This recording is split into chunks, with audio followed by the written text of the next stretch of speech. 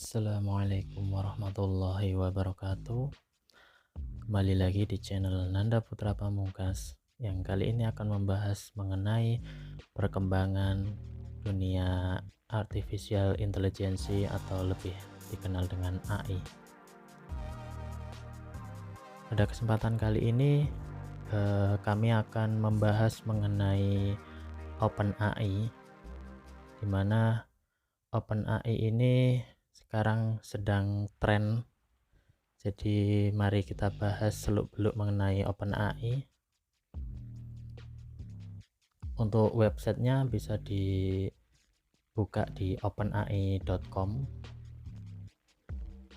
Nah, ini untuk tampilan awal di OpenAI. Kita akan membahas mengenai chat OpenAI, di mana chat ini bisa kita pakai untuk bertanya ataupun mencari jawaban ataupun solusi dari OpenAI. Sebelumnya kita harus login terlebih dahulu. Apabila belum punya akun, kita harus register dulu atau bisa login menggunakan akun Google. Nah, ini tampilan awal dari ChatGPT OpenAI.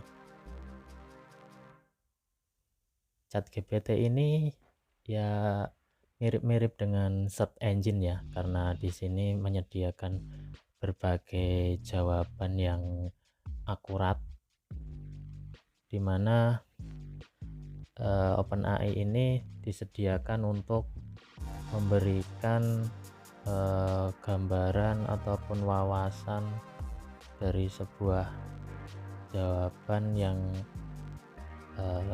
kita butuhkan. Nah, ini secara singkat mengenai OpenAI.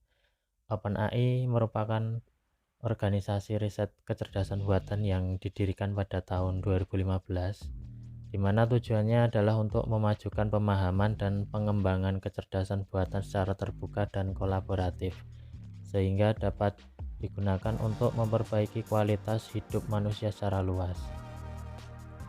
Jadi OpenAI ini mengembangkan berbagai algoritma kecerdasan buatan seperti model bahasa alami GPT-3, algoritma reinforcement learning yang digunakan dalam permainan seperti Dota 2 dan StarCraft 2. Jadi OpenAI ini dibuat tujuannya juga untuk memudahkan pekerjaan manusia ya.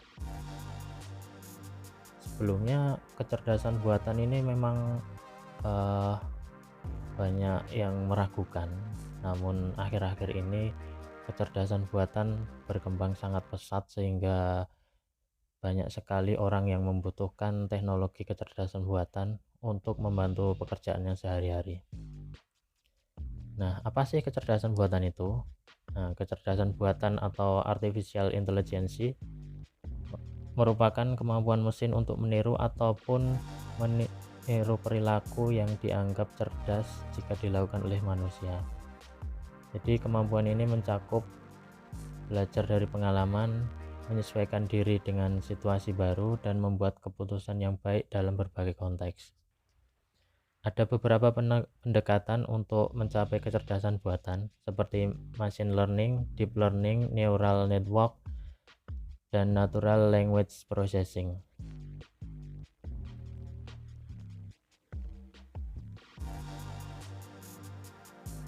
Teknologi kecerdasan buatan digunakan dalam berbagai aplikasi seperti asisten virtual, kendaraan otonom, diagnosis medis, analisa data, dan masih banyak lagi. Jadi sekarang kan banyak chat otomatis seperti itu kan biasanya memanfaatkan teknologi kecerdasan buatan.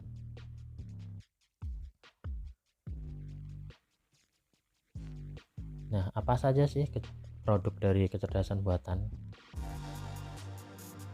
Nah, seperti sudah kita sebutkan tadi, ada asisten virtual seperti Siri, Google Assistant, dan Amazon Alexa yang membantu pengguna dalam menyelesaikan tugas sehari-hari seperti memutar musik, mengirim pesan, dan mencari informasi.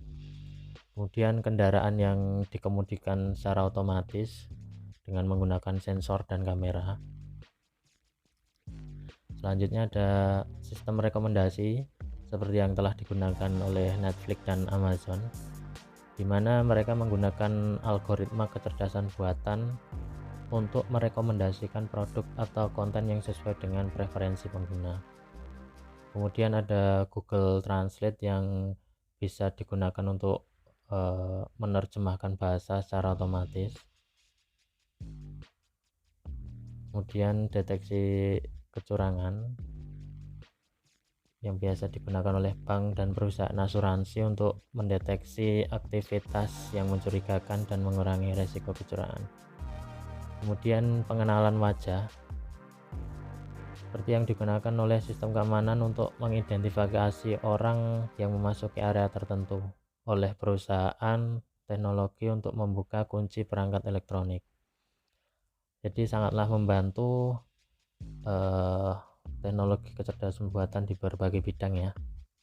Di dunia medis juga dibutuhkan teknologi kecerdasan buatan untuk membantu dokter dalam mendiagnosis penyakit dan mengembangkan perawatan yang lebih baik.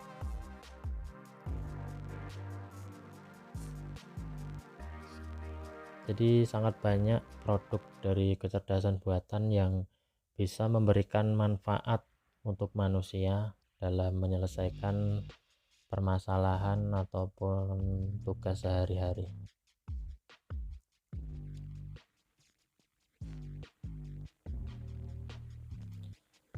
Namun apakah semua produk kecerdasan buatan dapat membantu manusia atau justru mereka akan menggantikan tugas manusia?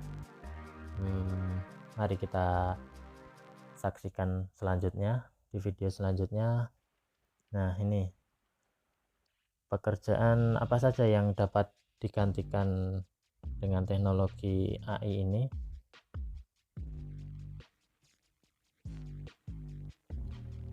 Jadi dengan adanya teknologi AI ini, maka beberapa pos pekerjaan akan tergantikan oleh teknologi ataupun robot produk dari kecerdasan buatan ini. Nah, ini yang pertama contoh pekerjaan yang dapat ditangani oleh AI, diantaranya yaitu pekerjaan administratif seperti pengisian formulir, pengolahan data, catatan informasi dengan cepat dan efisien oleh mesin. Kemudian di bidang manufaktur, pekerjaan seperti pengelasan, pemotongan, perakitan dapat dilakukan oleh robot yang dikendalikan oleh teknologi kecerdasan buatan. Kemudian di bidang transportasi, di mana kendaraan otonom dapat digantikan dengan kecerdasan teknologi buatan.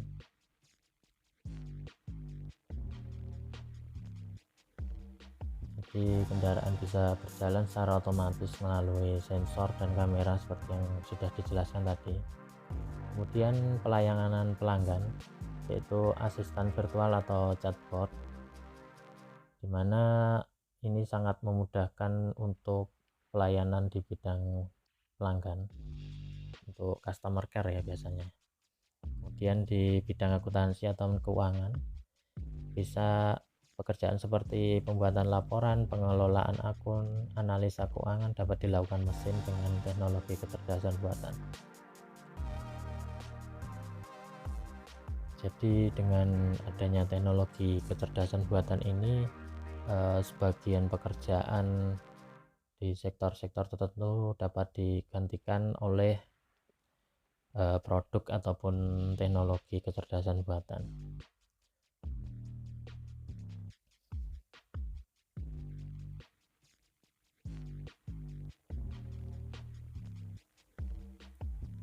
Selanjutnya,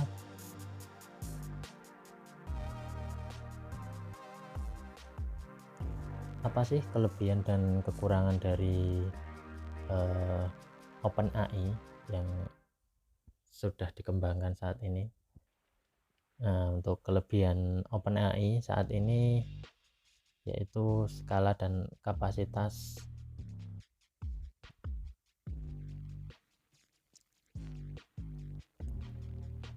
Skala dan kapasitas OpenAI adalah platform berbasis cloud yang bisa menangani volume data besar dan komputasi tinggi dengan sangat efisien.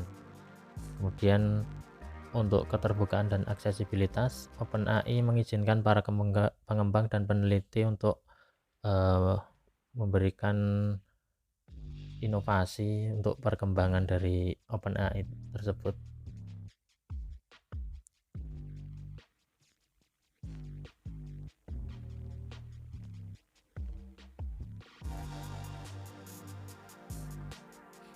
Kemudian untuk pengembangan inovasi, OpenAI bisa membantu dalam mempercepat penelitian dan pengembangan di bidang kecerdasan buatan dan teknologi, sehingga membuka jalan bagi inovasi baru. Selanjutnya, pengembangan berkelanjutan. OpenAI memiliki tujuan untuk mengembangkan kecerdasan buatan dengan cara yang bertanggung jawab dan berkelanjutan, sehingga mereka juga mempertimbangkan dampak etis dan sosial dari kecerdasan buatan. Setelah itu, kekurangan OpenAI untuk masalah keamanan,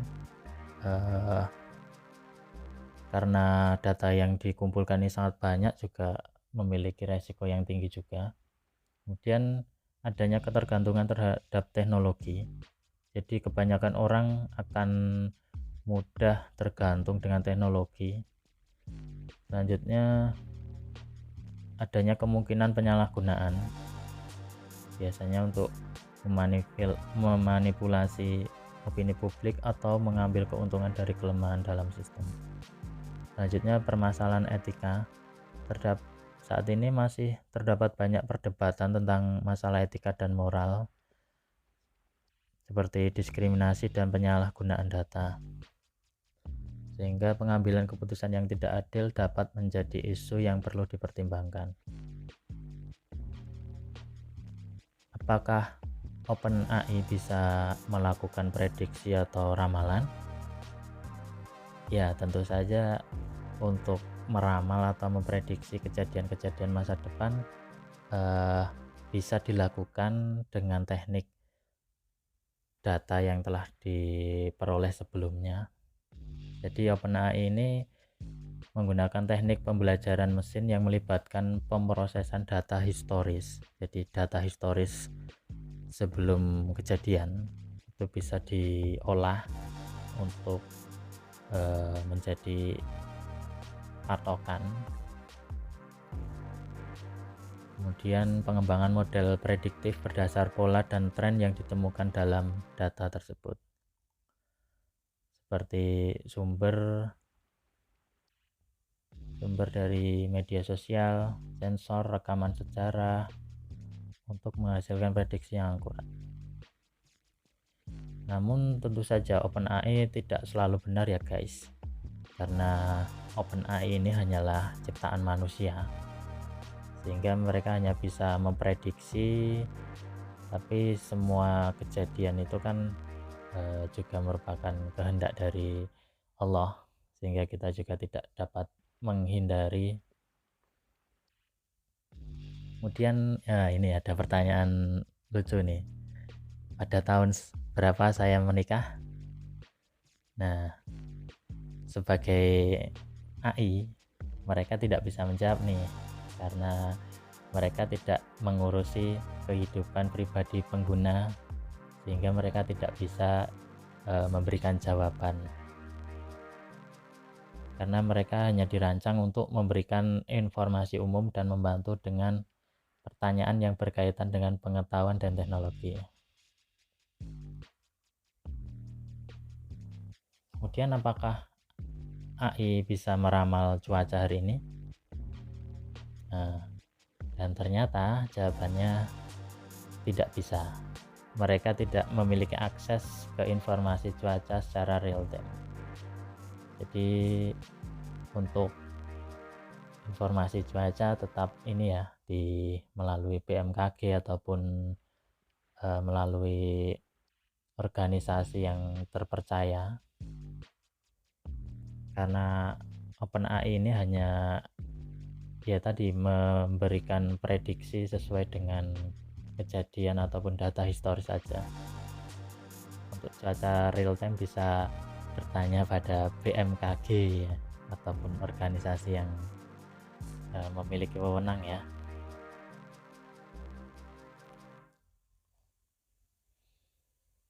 Nah, setelah selesai kita bisa logout. Jadi dapat disimpulkan ya, perkembangan dari OpenAI ini sangat membantu pekerjaan manusia dalam berbagai bidang.